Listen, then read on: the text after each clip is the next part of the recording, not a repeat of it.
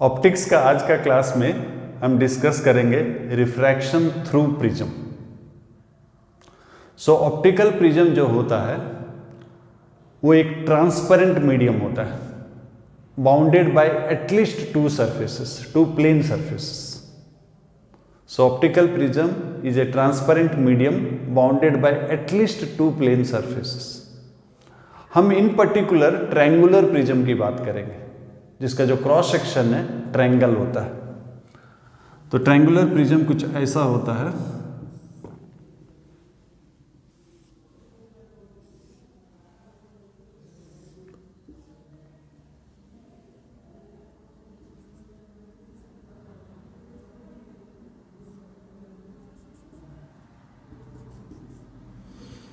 ये कुछ होता है, 3 डायमेंशनल व्यू है। यहां पर लाइट एक प्लेन सरफेस को हिट करते हैं। ये जो प्लेन सरफेस है ये वाला, मान लेते हैं कि लाइट इधर से आ रहा है, तो लाइट इस प्लेन सरफेस को हिट करेंगे। इधर से लाइट आ रहा है, इस प्लेन सरफेस को हिट करेंगे और इस प्लेन सरफेस से बाहर निकल जाएंगे, राइट। सो इंसिडेंट रेज जो है इस प्लेन सरफेस को हिट किए और एमर्जेंट रेज जो है इस प्लेन सरफेस से निकल गए। सो ये दो रिफ्रैक्टिंग सरफेस है, एक सरफेस ये वाला है, एक रिफ्रैक्टिंग सरफेस है और एक रिफ्रैक्टिंग सरफेस है। सो दोनों रिफ्रैक्टिंग सरफेस के बीच में जो एंगल होता है वो एंगल ऑफ प्रिज्म होता है, राइट। सो यूजुअली जब हम दिखाते हैं डायग्राम को, फ्रंट व्यू खाली दिखाते हैं, ये खाली इसी को दिखाते हैं, क्रॉस सेक्शन को दिखाते हैं, पूरा 3 डायमेंशनल व्यू नहीं दिखाते। तो हम एक ट्रायंगुलर प्रिज्म लेके एंगल ऑफ इंसिडेंस और एमर्जेंट और एंगल ऑफ एंगुलर डेविएशन, इनके बीच का रिलेशन निकालते हैं और ये खाली क्रॉस सेक्शन को ड्रॉ करते हैं। फ्रंट व्यू को लेते हैं, फ्रंट व्यू को लेते हैं। सो एक ट्रायंगुलर प्रिज्म का ये फ्रंट व्यू है, राइट। ये रे यहाँ पर इंसिडेंट हुआ, यहाँ पर एक नॉर्मल ड्रॉ करते हैं, नॉर्मल। ये फर्स्ट रिफ्रैक्टिंग सरफेस है, ये एंगल ऑफ इंसिडेंस। ये फर्स्ट रिफ्रैक्टिंग सरफेस है, ये सेकंड रिफ्रैक्टिंग सरफेस है, इनके बीच का जो एंगल है वो एंगल ऑफ प्रिज्म। ये इसका नाम ले लेते हैं PQR, right. So ray lighter medium से डेंसर मीडियम जा रहा है, बेंड होगा, नॉर्मल की तरफ बेंड होगा। ये यहां पर पहला रिफ्रैक्शन हुआ, ओके। नेक्स्ट यहां एक और रिफ्रैक्शन होगा, यहां एक नॉर्मल ड्रॉ करते हैं, नॉर्मल, नॉर्मल यानी कि 90 डिग्री। सो यहां दूसरा रिफ्रैक्शन होगा और रे जो है बाहर निकल जाएगा। सो ये इंसिडेंट रे है, ये इमर्जेंट रे है। बिकॉज लाइट रिवर्सिबिलिटी, लाइट का जो पैसेज है from one point two other is reversible है। इसका मतलब ये हुआ कि अगर मैं इसको, लाइट को अगर इधर इंसिडेंट करूं तो इधर से इमर्ज होगा, या फिर हम बोल सकते हैं कि अगर एंगल ऑफ इंसिडेंट अगर E हुआ तो एंगल ऑफ एमर्जेंट जो है I होगा। सो इंसिडेंट रे और एमर्जेंट रे के बीच में जो एंगल होता है, ये एंगल जो है एंगल ऑफ डेविएशन होता है, एंगुलर डेविएशन। सो पहले इंसिडेंट रे इधर जा रहा था, यहां रिफ्रैक्शन हुआ, ये पहला डेविएशन है, पहला एंगुलर डेविएशन है। नेक्स्ट रे इधर जा रहा था, फिर इधर डेविएट हुआ, ये दूसरा डेविएशन है, एंगुलर डेविएशन। सो अल्टरनेट एंगल इक्वल होता है, ये दूसरा डेविएशन है। सो बाहर का जो डेविएशन है, sum of these two angular deviations. तो हम रिलेशन निकालेंगे इन एंगल्स के बीच में। सो पहला रिलेशन जो है, ये 90 नॉर्मल है, ये 90 डिग्री है, ये 90 डिग्री। ये क्वाड्रिलेटरल जो है, total sum of the internal angles जो है 360 होता है। ये 90, ये 90, 180 हो गया। इसका मतलब है कि ये दोनों मिलकर 180 होगा। इस ट्रायंगल में R1 प्लस R2 और ये एंगल तीनों मिलाकर 180 डिग्री होता है। सो ये तीनों मिला के 180 डिग्री है, ये और ये 180 डिग्री है। ये एंगल कॉमन रहा, इसका मतलब हो गया R1 plus R2 equal to A. So angle के बीच में ये रिलेशन है, first angle of refraction, second angle of refraction inside the prism equal to angle of prism. ये पहला रिलेशन। नेक्स्ट निकालेंगे एंगुलर डेविएशन के लिए रिलेशन।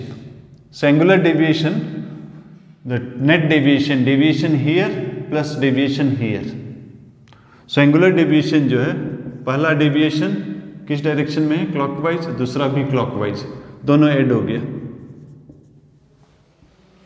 सो ये एंगल ऑफ इंसिडेंट है, ये एंगल ऑफ फर्स्ट रिफ्रैक्शन है। सो इनके बीच डिफरेंस जो है दैट इज डेविएशन।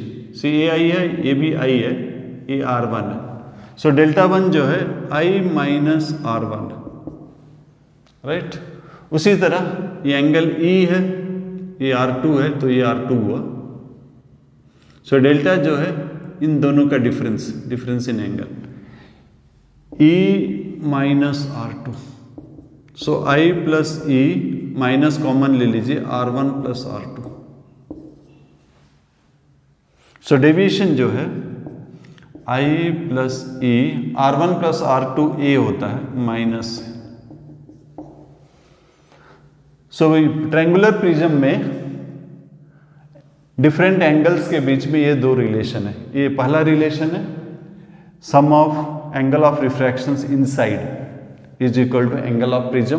दूसरा angular deviation is angle of incidence plus angle of emergence minus angle of prism. ये दो रिलेशन, ठीक है। तो अगर हम ग्राफ प्लॉट करें deviation against angle of incidence, अगर हम ग्राफ प्लॉट करें, ग्राफ कुछ ऐसा आएगा। ये डेविएशन है, एंगुलर डेविएशन, ये एंगल ऑफ प्रिज्म। तो एंगल ऑफ इंसिडेंस अगर I है, एंगल ऑफ एमर्जेंस जो है E। Conversely angle of incidence अगर E होगा तो एंगल ऑफ एमर्जेंस जो है I होगा। मतलब सेम डेविएशन दो एंगल के लिए होगा, एक I और दूसरा E। सो ग्राफ कुछ ऐसा आएगा। सो ये अगर एंगल ऑफ इंसिडेंस है and corresponding angle of emergence मान लेते हैं ये है। कन्वर्सली जब एंगल ऑफ इंसिडेंस E1 होगा, एंगल ऑफ एमर्जेंस I1 होगा। So curve different angle of incidence के लिए प्लॉट किया गया और कर्व कुछ ऐसा पाया गया। लेकिन एक जगह जहां टर्निंग पॉइंट है, रिवर्सिबिलिटी प्रिंसिपल के अनुसार सेम डेविएशन दो एंगल के लिए होना चाहिए, लेकिन टर्निंग पॉइंट जो आया है वहां पर डेविएशन, यहां मिनिमम डेविएशन, टर्निंग पॉइंट में मिनिमम डेविएशन है, वहां सिर्फ एक angle of incidence. As per reversibility principle कोई भी डेविएशन के लिए दो एंगल होना चाहिए। I के लिए, I1 के लिए सपोज एमर्जेंस E1 है, तो E1 के लिए, E1 इंसिडेंस के लिए एमर्जेंस I1 होना चाहिए। लेकिन मिनिमम डेविएशन में एक ही एंगल ऑफ इंसिडेंस। सो ये कॉन्ट्राडिक्ट करता है रिवर्सिबिलिटी प्रिंसिपल को। हेंस हम कंक्लूड करते हैं कि नहीं, रिवर्सिबिलिटी प्रिंसिपल में दोनों बराबर, as per reversibility principal minimum deviation में दोनों बराबर होगा। सो यहां पर दोनों बराबर होगा, यानी कि R1 और R2 इक्वल होगा। अब कंसिस्टेंट है रिवर्सिबिलिटी प्रिंसिपल के अनुसार। सो मिनिमम डेविएशन में एंगल ऑफ इंसिडेंस और एंगल ऑफ एमर्जेंस बराबर होगा। सो म्यू जो है, म्यू आप कहीं से भी निकाल सकते हैं। अगर इसको लेते हैं तो म्यू हो जाएगा sign I by sine R1।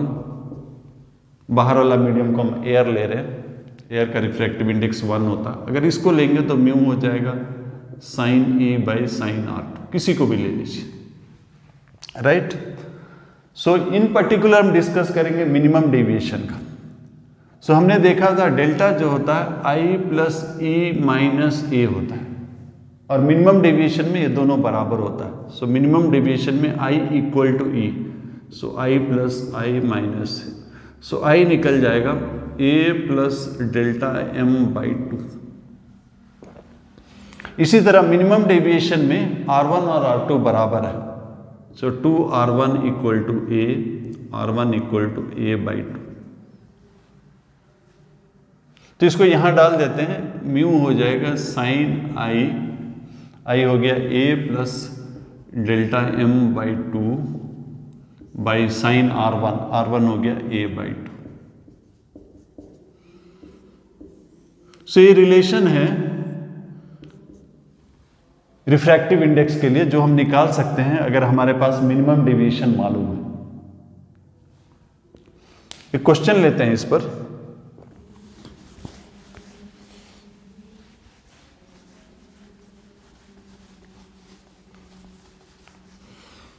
मान लेते हैं एंगल ऑफ प्रिज्म जो है 60 डिग्री है, right. Angle of prism 60 degree है और angle of minimum deviation 30 degree है, एंगुलर डेविएशन। तो हमें दो क्वेश्चन पूछा गया। पहले पूछा गया म्यू कितना होगा और एंगल ऑफ इंसिडेंस कितना होगा, राइट। तो पहले एंगल ऑफ इंसिडेंस हम इजीली निकाल सकते हैं। एंगल ऑफ इंसिडेंस डेल्टा जो है आई प्लस ई माइनस ए, मिनिमम डेविएशन में दोनों बराबर होता है। ये 30 डिग्री दिया गया है, ये दोनों बराबर है 2i, ए है 60, सो ये 90 हो जाएगा, सो आई हो जाएगा 45 डिग्री। नेक्स्ट म्यू निकालना है। म्यू जो है sine A plus delta M by 2 by sine A by 2। So ये कितना है 60 plus 30, 90 by 2 sine 45 by sine A by 2, 60 by 2 sine 30। So ये हो गया 1 बाई रूट 2, ये हो गया 1 बाई 2 यानी कि रूट 2। ओके,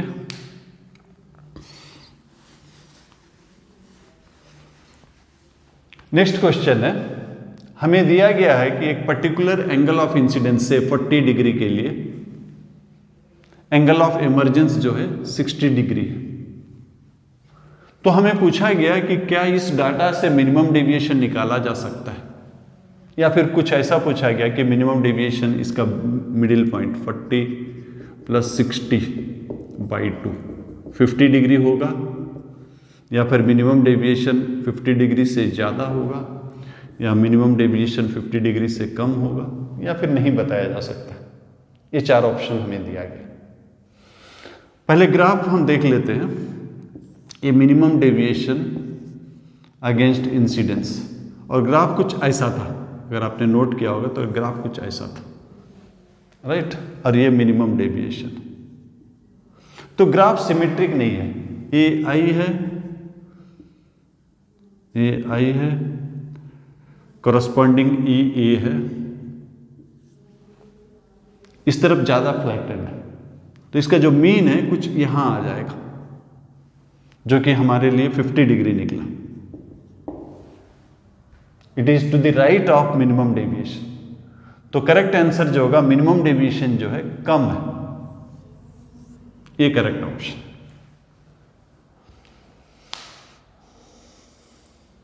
सो कर्व कुछ यहां स्टीप है, ये फ्लैटेंड है, सो मीन जो है right to the minimum deviation.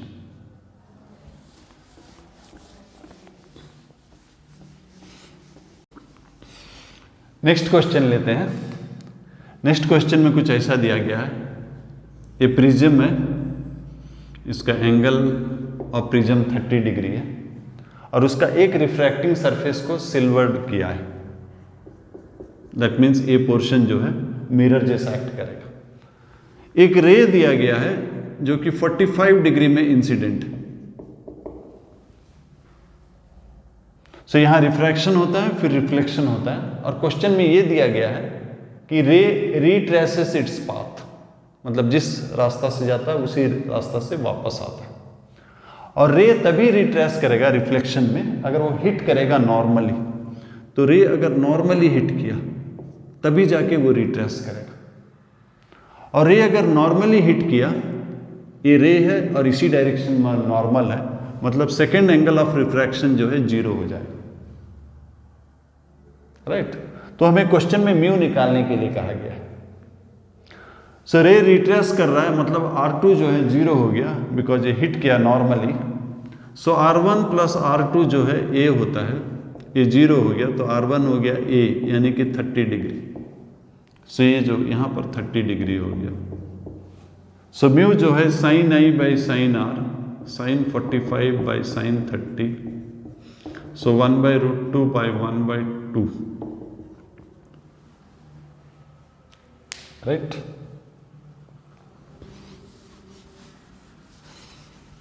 Next question कुछ इस तरह से दिया गया है। नेक्स्ट क्वेश्चन दिया गया कि ये ग्लास प्रिज्म है, ग्लास प्रिज्म है जिसका म्यू जो है √2 दिया गया है। राइट? और ये जो एंगल ऑफ प्रिज्म 75 डिग्री दिया गया, और ये जो है 45 डिग्री में हिट करता है। पहला नॉर्मल 45 डिग्री हिट करता है। दूसरा रिफ्रैक्टिंग सरफेस को एक लिक्विड से कवर कर दिया गया, लिक्विड से कवर कर दिया गया, जिसका रिफ्रैक्टिव इंडेक्स है 2√2 बाई √3। हमें पूछा गया एंगल ऑफ एमर्जेंस कितना है, एंगल ऑफ इंसिडेंस दिया गया है, एंगल ऑफ एमर्जेंस कितना है ये पूछा गया। राइट? चलिए, दो रिफ्रैक्शन है, पहला रिफ्रैक्शन से शुरू करते हैं। यहां पर पहला रिफ्रैक्शन होगा। So mu, this is between air and glass, so mu air sine 45 equal to mu glass sine R1। So air 1 हो जाएगा, साइन 45 1/√2, म्यू ग्लास √2 दिया हुआ है, sign R1। So sine R1 half हो गया, यानी कि R1 हो गया 30 डिग्री। सो यहां जो R2 होगा, R1 प्लस R2 जो है A होता है। सो R1 30 डिग्री है और A 75 डिग्री है, सो R2 निकल जाएगा 45 डिग्री। सो यहां इमरजेंस से E, सो यहां स्नेल्स लॉ अप्लाई करेंगे, यहां स्नेल्स लॉ अप्लाई करेंगे, that is mu glass sine R2 equal to mu liquid sine E। So glass जो है √2 दिया गया है, sign R2 sign 45 1/√2, liquid 2√2 by 3 और sine E। So sine E हो जाएगा, √2 कैंसिल हो जाएगा, सो साइन E हो जाएगा √3/2√2। सो E जो है साइन इनवर्स इतना हो जाएगा।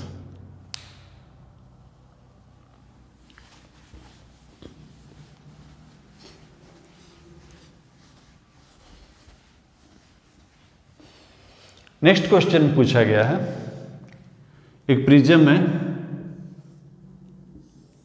एंगल ऑफ प्रिज्म 75 डिग्री दिया गया है, म्यू √2 दिया गया,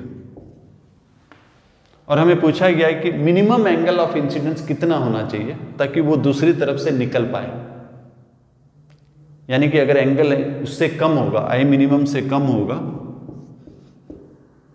आई मिनिमम से कम होगा, नो इमरजेंस, बाहर कोई उस तरफ से कोई निकलेगा नहीं। और ऐसा क्यों होगा? जब ये सरफेस को हिट करता है, रे जो है डेंसर से रेयर जा रहा है, और जब डेंसर से रेयर जा रहा है, एंगल अगर क्रिटिकल एंगल से ज़्यादा हो जाता है तो रिफ्रैक्शन नहीं होगा, टोटल इंटरनल रिफ्लेक्शन होगा। राइट? तो हम लिमिटिंग केस लेते हैं। लिमिटिंग केस मतलब यहाँ जस्ट जो है R2 जो है C, मतलब रे जो है जस्ट ग्रेज करता है सरफेस, सो ग्रेजिंग इमरजेंस। सो ये हमारे लिए इंसिडेंस है, ये हमारे लिए इंसिडेंस है, ये पहला रिफ्रैक्शन है। दूसरा रिफ्रैक्शन जो है क्रिटिकल एंगल पर हो रहा है, ये R2 जो है C है, और ये जस्ट ग्रेज कर रहा है सरफेस को, ग्रेजिंग इमर्जेंस 90 डिग्री, राइट। तो आई मिनिमम का वैल्यू निकालना है हमें। सो यूज कर लेते हैं, यहाँ पर रिफ्रैक्शन यूज कर लेते हैं, म्यू जी साइन सी, R2C है, इक्वल टू बाहर में एयर है, mu A sign 90। So mu G √2 दिया हुआ है, साइन सी एयर है 1, साइन 91। सो साइन सी 1/√2 यानी कि सी जो है 45 डिग्री, सी यानी कि R2। सो R1 जो है R1 + R2A होता है। So R1 + 45 degree equal to 75 degree. So R1 कितना निकल गया? 30 डिग्री, ये 30 डिग्री निकल गया। सो यहाँ स्नेल्स लॉ अप्लाई यूज करते हैं, mu air into sine I equal to mu glass sine R1।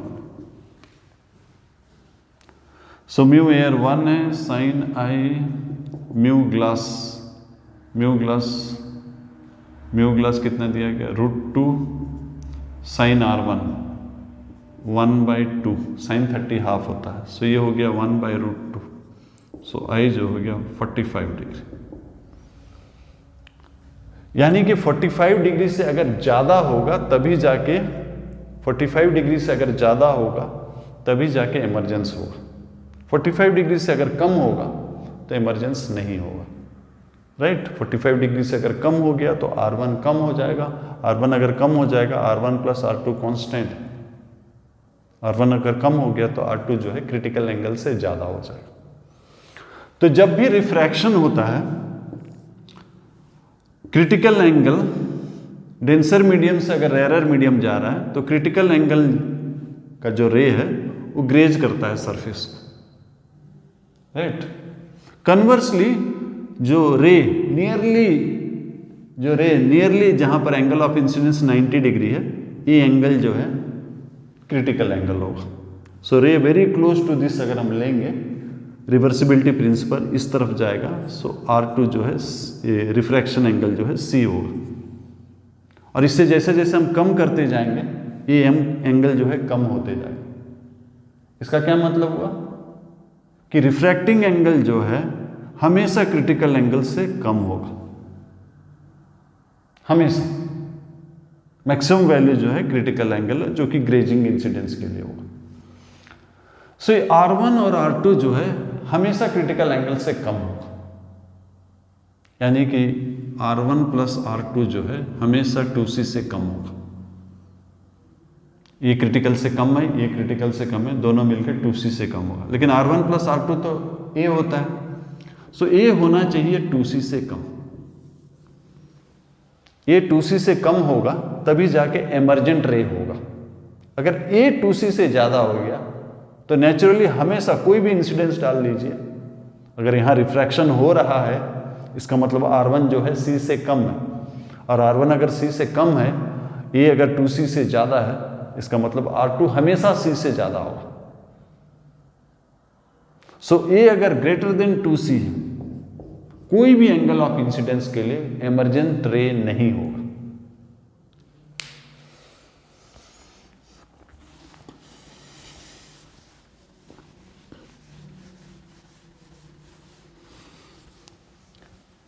सो एक पर्टिकुलर केस डिस्कस करते हैं, स्मॉल एंगल्ड प्रिज्म। एंगल जो है स्मॉल एंगल से अराउंड लेस देन 10 डिग्री। तो यहां पर हम अप्रोक्सीमेशन कर सकते हैं। पहला रिफ्रैक्शन जो हो रहा है साइन I/sin R1 जो कि म्यू है, स्मॉल एंगल के लिए sin θ = अप्रोक्सीमेटली थीटा। सो ये अप्रोक्सीमेटली थीटा हो जाएगा। sin I is approximately I, sin R1 is approximately R1। So this is equal to mu approximately. So I जो है म्यू R1। उसी तरह दूसरा साइड रिफ्रैक्शन कंसीडर करेंगे तो ये हो जाएगा म्यू R2। दोनों को अगर हम ऐड कर देते हैं I + E = mu R1 + R2। हमें मालूम है डेल्टा जो है I + E - A होता है। सो I + E जो है डेल्टा + A हो जाता है। और R1 प्लस R2 जो है वो A है। सो यहां से डेल्टा निकल जाएगा, डेल्टा जो है A into mu minus 1। So small angle prism के लिए एंगुलर डेविएशन जो है अप्रोक्सीमेटली कांस्टेंट होता है।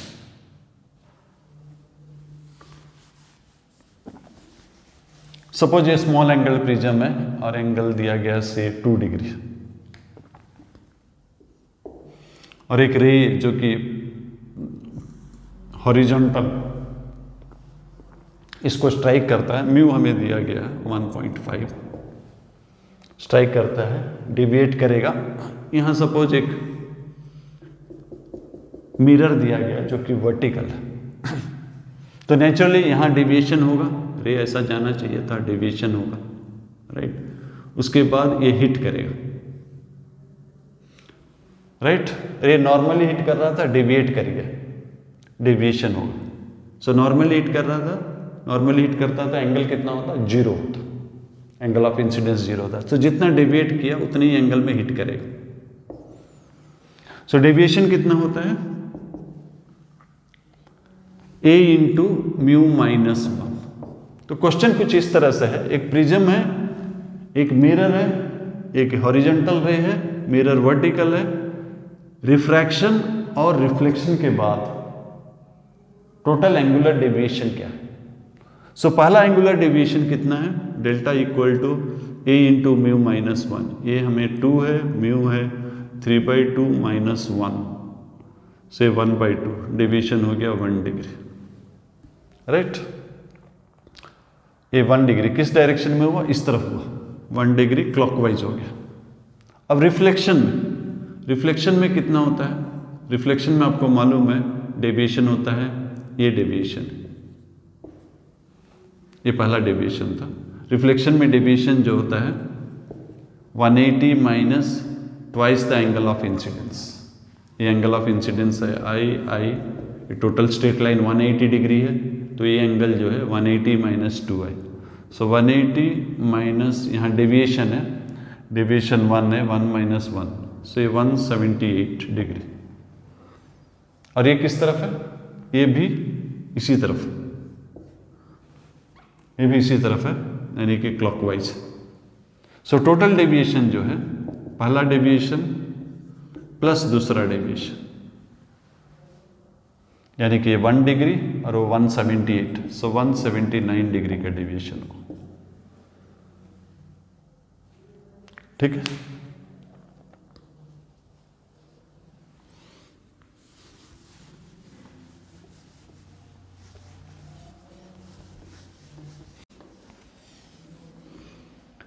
आगे डिस्कस करते हैं डिस्पर्शन का।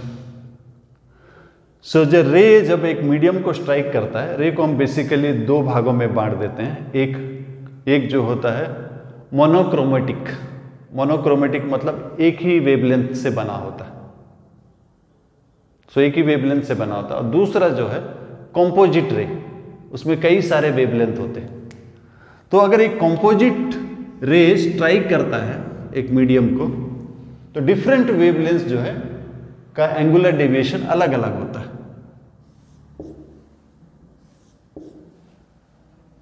तो स्प्लिटिंग ऑफ ए कॉम्पोजिट रे, स्प्लिटिंग ऑफ ए कॉम्पोजिट रे, इसी को डिस्पर्शन कहते हैं। इन पर्टिकुलर अगर हम बात करें, व्हाइट रे की बात करें, तो डिस्पर्शन को हम कुछ इस तरह से डिफाइन करेंगे। स्प्लिटिंग ऑफ ए व्हाइट रे into constituent colours is called dispersion. से व्हाइट रे है, ये ओरिजिनल डायरेक्शन है, राइट। डिफरेंट कलर्स जो है डिफरेंट एंगुलर डेविएशन होगा, सबसे ज़्यादा वायलेट का होगा, सबसे कम रेड होगा। सो ये वायलेट है, ये वायलेट का एंगुलर डेविएशन है, और ये रेड का। सो ये 2 एक्सट्रीम कलर्स के बीच में जो एंगल है, सो एक्सट्रीम कलर्स के बीच में जो एंगल है, इसको बोलते हैं angle of dispersion, that is violet minus red.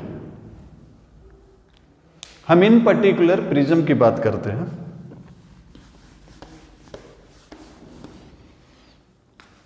ये प्रिज्म है,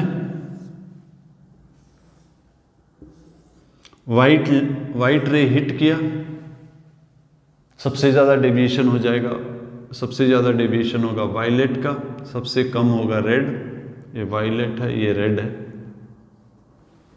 मीन कलर मान लेते हैं येलो लेते हैं, तो मीन कलर का बीच में होगा, राइट। सो ये ओरिजिनल डायरेक्शन है। उसके बाद फिर होगा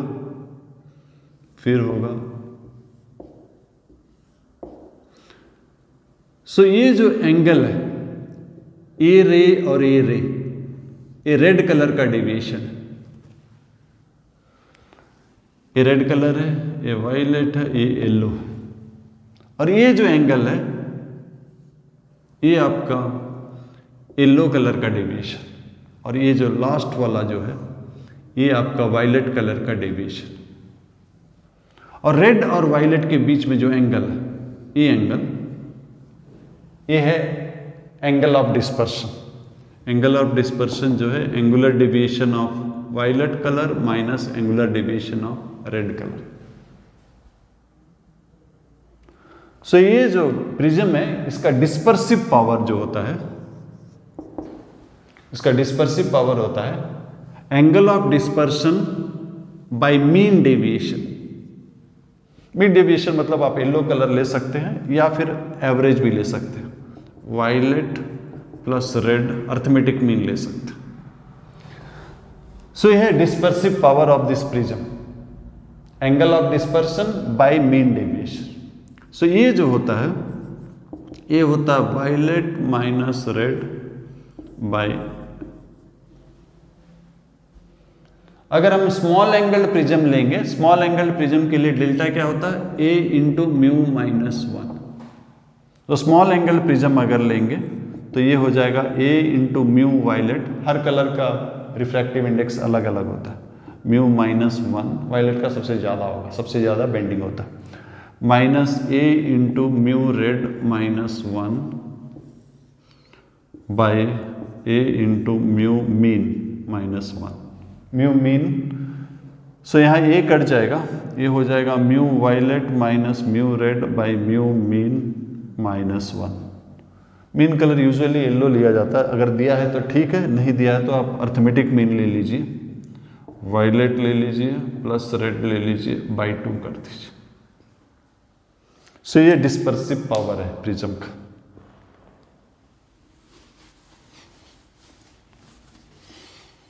तो ग्लास स्लैब में खाली लेटरल डिस्प्लेसमेंट होता है रे का, एंगुलर डेविएशन नहीं होता है, लेकिन प्रिज्म में एंगुलर डेविएशन भी होता है और लेटरल डिस्प्लेसमेंट भी हो सकता है, राइट। तो 2 थिन एंगल्ड ग्लास प्रिज्म का कॉम्बिनेशन लेते हैं, 2 तरह का कॉम्बिनेशन लेते हैं। पहला वाला जो है डायरेक्ट विजन का है। डायरेक्ट विजन का मतलब no angular deviation, angular deviation नहीं होता है। सो 2 स्मॉल एंगल प्रिज्म है और मीन रे जो है, ये एक एंगल ऑफ प्रिज्म है से A1, रिफ्रैक्टिव इंडेक्स μ1, ये एंगल ऑफ प्रिज्म है μ2, रिफ्रैक्टिव इंडेक्स μ2। और मीन रे जो है 2 रिफ्रैक्शन के बाद, 3 रिफ्रैक्शन इनफैक्ट 1 2 3 रिफ्रैक्शन के बाद ये मीन रे जो है पैरेलल जाता है इसके साथ। सो लेटरल डेविएशन तो हुआ, बट एंगुलर डेविएशन नहीं है, 0। इसका मतलब ये जो एंगुलर डेविएशन प्रोड्यूस किया था पहला वाला मीन कलर के लिए, दूसरा भी उतना ही प्रोड्यूस किया, लेकिन दूसरी तरफ।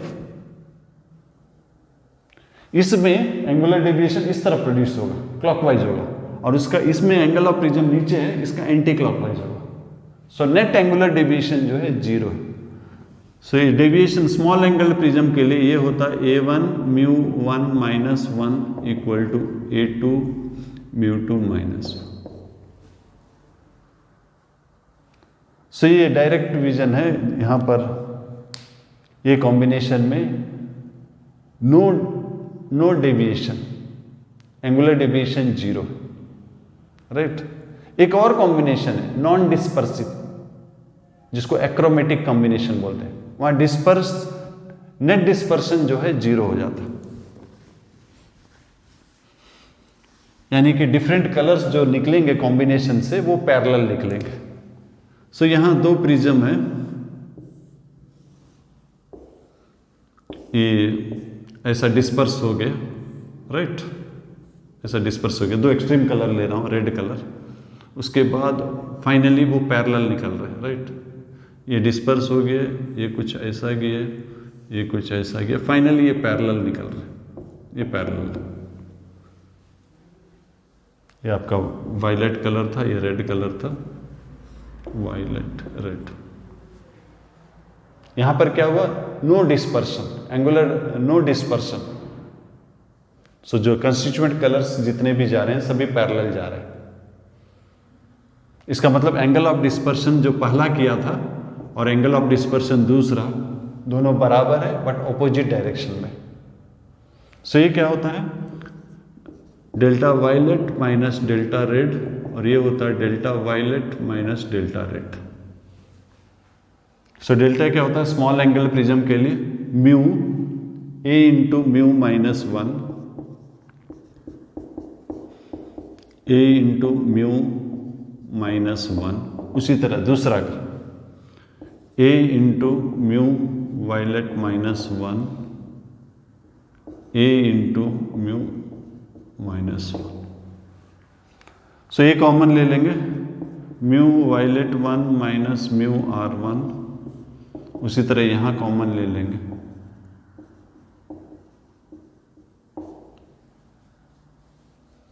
राइट। सो ये कंडीशन है, अगर ये जो कॉम्बिनेशन है नॉन डिस्पर्सिव है, मतलब जो रेज निकल रहे हैं वो सभी पैरेलल है। ऑर्डिनरी ग्लास स्लैब जो है उसको आप दो प्रिज्म का कॉम्बिनेशन मान सकते हैं। सपोज रेज ऐसा हिट कर रहे हैं, ये एक प्रिज्म है, ये एंगल है, एंगल ऑफ प्रिज्म। नेक्स्ट इसको दूसरा प्रिज्म ले सकते हैं, ये एंगल ऑफ प्रिज्म, बिकॉज यहां पर ए भी सेम है, म्यू भी सेम है, तो ये जो है नॉन डिस्पर्सिव होगा, जितना रेज निकलेंगे वो पैरेलल निकलेंगे। सो ये था आज का क्लास, जहां पर हमने रिफ्रैक्शन थ्रू प्रिज्म डिस्कस किया, यानी कि दो रिफ्रैक्टिंग सरफेसेस, हमने एक इन पर्टिकुलर ट्रायंगुलर प्रिज्म लिया और दो रिफ्रैक्टिंग सरफेसेस में रिफ्रैक्शन डिस्कस किया। नेक्स्ट क्लास में आगे कंटिन्यू करते हैं।